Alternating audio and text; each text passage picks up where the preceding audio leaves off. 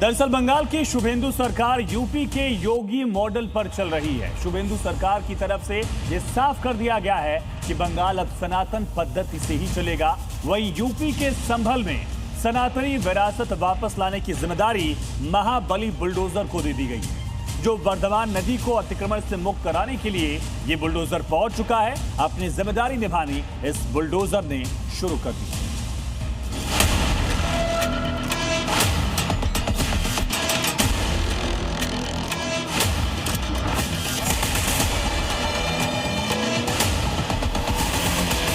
जितने भी होंगे सब ढूंढेंगे, सब निकालेंगे और दुनिया को बोलेंगे कि भगवान ने जिसको आंखें दी हैं वो आके देखो तो क्या हुआ था संभल में।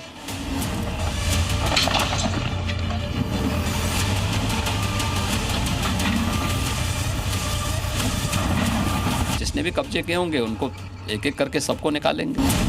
यूपी के सीएम योगी साफ कह चुके कि संभल को उसकी सनातनी विरासत वापस दिलाकर रहेंगे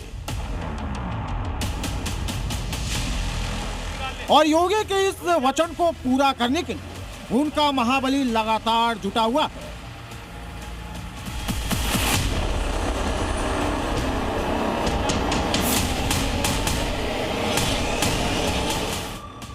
एक तरफ संभल की धरती पर कब्जा कर बनाए गए तमाम अवैध मस्जिद, मदरसों और मजारों को ध्वस्त किया जा रहा है, तो दूसरी तरफ जिन मंदिर और नदियों को कट्टरपंथियों ने दफना दिया था उन्हें वापस उनके पुराने स्वरूप में लाया जा रहा है।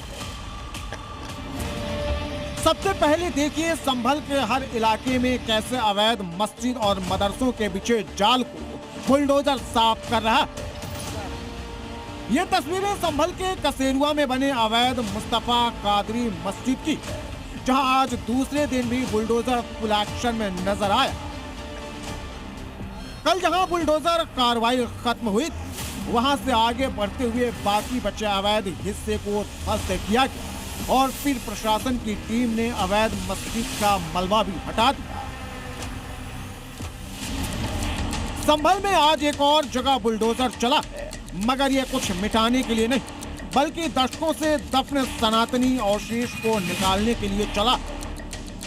दरअसल संभल में कब्जा गैंग और कट्टरपंथी ताकतों यहाँ के मंदिरों और मूर्तियों को ही नहीं मिटाया बल्कि ऐतिहासिक वर्धमान नदी पर भी अतिक्रमण कर उसका निशान तक मिटा दिया।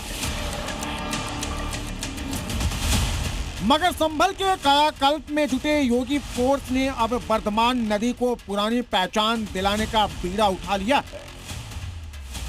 संभल के डीएम और एसपी ने खुद पूजा अर्चना के बाद फावड़े से खुदाई कर वर्धमान नदी के पुनरुत्थान की शुरुआत, जिसके बाद एक साथ 8 बुलडोजर एक्शन में आ गए। आपको बता दें वर्धमान नदी 14 किलोमीटर लंबी है और बाउद से भोजपुर गांव तक जाती है। इसे पाट कर खेतीबाड़ी शुरू कर दी गई थी,